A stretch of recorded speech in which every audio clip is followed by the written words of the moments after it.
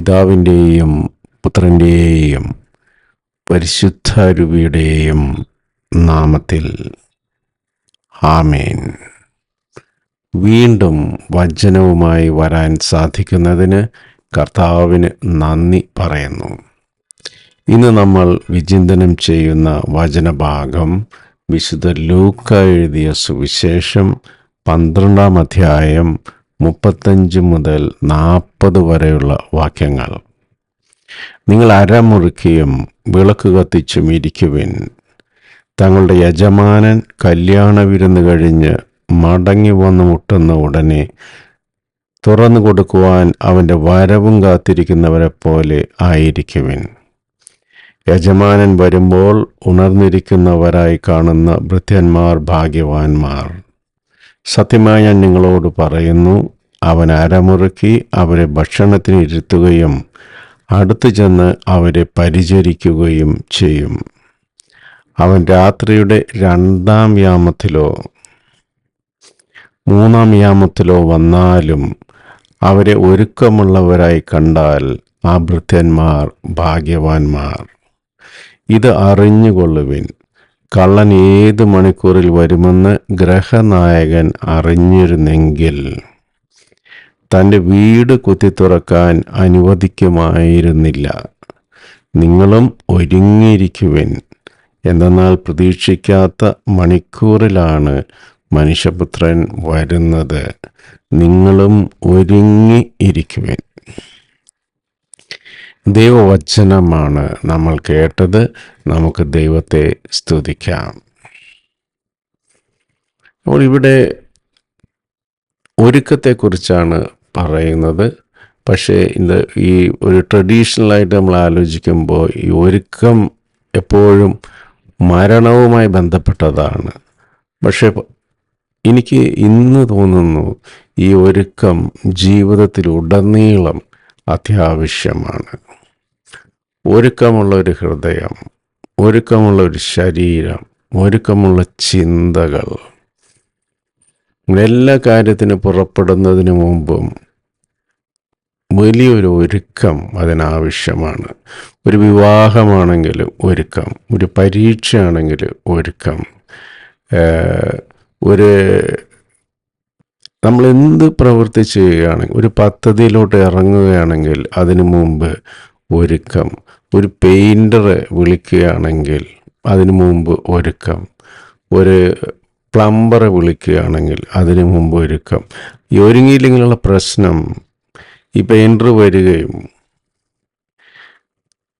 അതിനുള്ള സാമഗ്രികളും ഒക്കെ അവിടെ ഇല്ലെങ്കിൽ സമയം വേസ്റ്റായി പോവുകയും ചെയ്യും.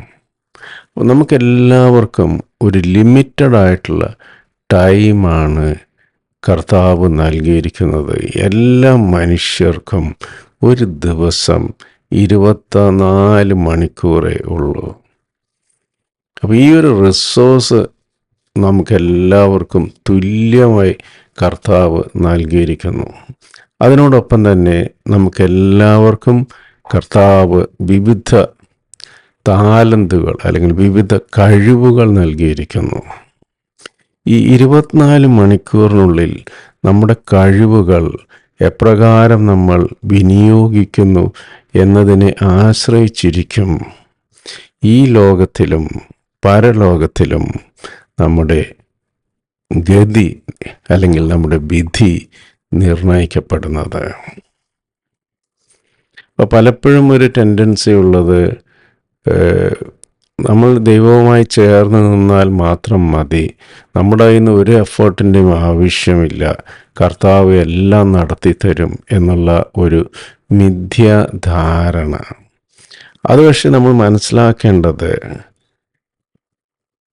മനുഷ്യൻ അവൻ്റെ ബുദ്ധിശക്തിയിൽ മാത്രം വിശ്വസിച്ച് മുന്നേറിയാൽ വിജയിക്കണമെന്നില്ല. അവൻ കർത്താവിനോട് ചേർന്ന് നിന്ന് പ്രവർത്തിക്കുമ്പോൾ, കർത്താവിൻ്റെ പദ്ധതി അനുസരിച്ച് പ്രവർത്തിക്കുമ്പോൾ അവൻ വലിയ കാര്യങ്ങൾ ദൈവം അവനെ കൊണ്ട് ചെയ്യിപ്പിക്കും. അപ്പോൾ ദൈവത്തിൻ്റെ അനുഗ്രഹം വേണം, മനുഷ്യരുടെ പ്രയത്നവും വേണം. ഇത് രണ്ടും ചേർന്ന് കഴിയുമ്പോൾ നമ്മൾ വലിയ പുരോഗതി പ്രാപിക്കും. അപ്പോൾ നമുക്കെല്ലാവർക്കും 24 മണിക്കൂറേ ഉള്ളൂ. അപ്പോൾ ഇതിനെ ദൈവത്തോട് ചേർന്ന് നിന്ന് നമുക്ക് വിനിയോഗിക്കണമെങ്കിൽ ഒരു മാർഗം, നമ്മുടെ പദ്ധതികളൊക്കെ വളരെ കൃത്യമായിട്ട് നമുക്ക് അറിയണം. എന്താണ് നമ്മുടെ ജോലി, എന്താണ് നമ്മൾ ലക്ഷ്യം വയ്ക്കുന്നത്, അത് വളരെ ആധ്യാത്മികമായും മെറ്റീരിയലിസ്റ്റിക്കായും ഭൗതികമായും എന്തൊക്കെ കാര്യങ്ങളാണ് നമ്മൾ ലക്ഷ്യം വയ്ക്കുന്നത് എന്നതിനെക്കുറിച്ച് നമുക്ക് വ്യക്തമായ ധാരണ വേണം.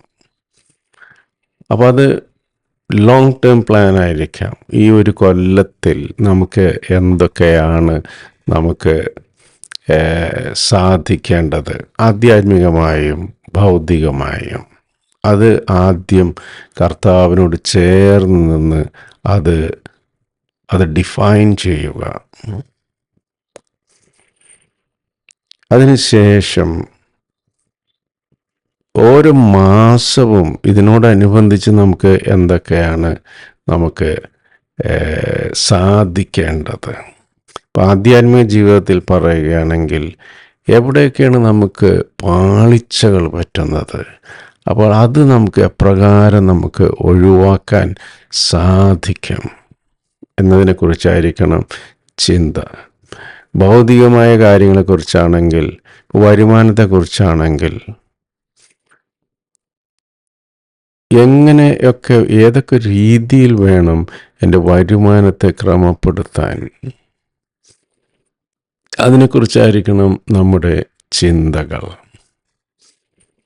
അപ്പോൾ നമ്മൾ പദ്ധതികളിടുന്നു, പദ്ധതികളനുസരിച്ച് നമ്മൾ മുന്നോട്ട് പോകുന്നു. ഇതിനൊക്കെ ഒരു ടാർഗറ്റ് നമ്മൾ ഫിക്സ് ചെയ്യണം. ഈ കൊല്ലത്തിൽ എന്ത് സംഭവിക്കണം, ഈ മാസത്തിൽ എന്ത് സംഭവിക്കണം. അതുപോലെ ദിവസത്തിൽ നമുക്ക് 24 മണിക്കൂറേ ഉള്ളൂ. അതിനെ നമുക്ക് 3ആയിട്ട് വിഭജിക്കുന്നതാണ് ഇവയെല്ലാം വളരെ കോമൺ ആയിട്ടുള്ളൊരു കാര്യം. 8 മണിക്കൂർ ഉറക്കം, 8 മണിക്കൂർ ജോലി, 8 മണിക്കൂർ എനിക്ക് എൻ്റെ സ്വന്തം. അതിനകത്ത് പ്രാർത്ഥന ഉൾപ്പെടും, റെക്രിയേഷൻ ഉൾപ്പെടും, മറ്റുള്ളവരുമായി സമയം പങ്കുവയ്ക്കൽ ഉൾപ്പെടും, പുതിയ വായനകൾ ഉൾപ്പെടും, ബൈബിൾ വായന ഉൾപ്പെടും, പ്രാർത്ഥന ഉൾപ്പെടും, മെഡിറ്റേഷൻ ഉൾപ്പെടും. ഇതെല്ലാം ഇങ്ങനെ ഒരു ദിവസത്തെ 3ആയിട്ട് വിഭജിക്കുക. 8 മണിക്കൂർ ഉറക്കം, 8 മണിക്കൂർ ജോലി, 8 മണിക്കൂർ പ്രൈവറ്റ് ലൈഫ്, അതായത് എനിക്ക് തന്നെ ഞാൻ കൊടുക്കുന്നു. ഇപ്രകാരം നമ്മൾ കൺസിസ്റ്റൻ്റായിട്ട് വർക്ക് ചെയ്യുകയാണെങ്കിൽ നമുക്ക് ആധ്യാത്മികമായും ഭൗതികമായും ഉയർച്ച ഉണ്ടാകും. പക്ഷേ നമ്മൾ ഇതിനകത്ത് ഇനിഷ്യേറ്റീവ് എടുത്ത് മുന്നോട്ട് പോയില്ലെങ്കിൽ നമ്മൾ അലസരായി തീരുകയും നമ്മുടെ സമയം വൃഥ നമ്മൾ നഷ്ടപ്പെടുത്തിക്കൊണ്ടിരിക്കുകയും ചെയ്യുന്നു. നമ്മളത് അറിയുന്നില്ല എന്നത് മാത്രം. അപ്പോൾ നമ്മൾ ദൈവവുമായി ചേർന്നൊരു പദ്ധതിയൊക്കെ നമ്മൾ മനസ്സിലാക്കി, നമ്മുടെ ജീവിതത്തിൽ നിന്ന് കർത്താവ് എന്താണ് ആഗ്രഹിക്കുന്നതെന്ന് മനസ്സിലാക്കി, അതനുസരിച്ച് അനുദിനം പ്രവർത്തിച്ചു കൊണ്ടിരിക്കുന്ന, കർമ്മനിരതരായി പ്രവർത്തിച്ചു കൊണ്ടിരിക്കുന്ന, ആധ്യാത്മികമായും ഭൗതികമായും കർത്താവിൻ്റെ പദ്ധതികൾക്കായി ഓടിക്കൊണ്ടിരിക്കുന്ന മനുഷ്യർക്ക് യജമാനൻ എപ്പോൾ വന്നാലും ഒരുക്കമുള്ളവരായി തന്നെ അവരെ കാണുന്നു. കാരണം അവരുടെ അനുദിന ജീവിതം ഒരുക്കമുള്ളതാണ്.